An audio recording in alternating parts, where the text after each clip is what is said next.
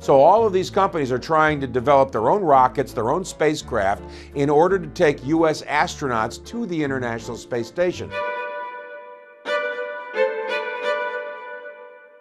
What NASA decided to do was to get out of the low Earth orbit business. How do you do that? You start turning over to commercial companies the flights to the International Space Station, taking crew, taking cargo, and eliminating the Space Shuttle program. It was the only way that NASA was going to be able to move out and do the things that NASA does best, which is to do deep space exploration.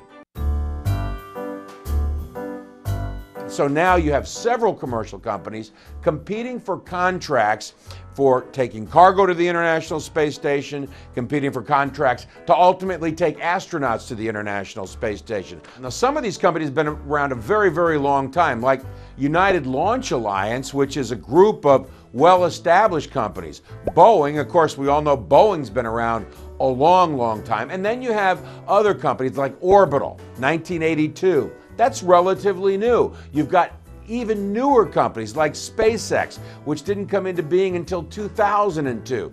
Companies like, Blue Origin, other companies like Sierra Nevada. These are relatively new, young, upstart companies that are moving very quickly.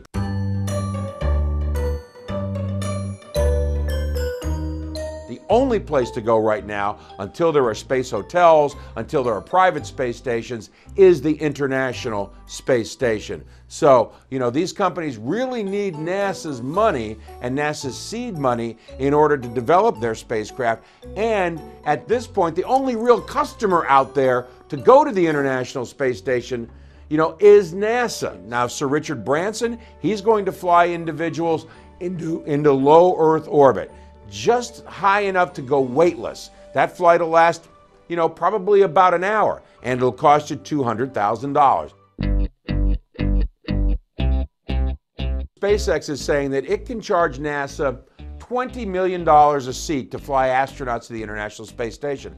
Right now, because NASA has no way to get there but using the Russians and their Soyuz rocket, NASA is paying $50 to $60 million a seat to the Russians. So a big difference in how much it's going to cost if someone like SpaceX or Orbital, U.S. commercial companies, start flying astronauts. It'll bring the cost way down.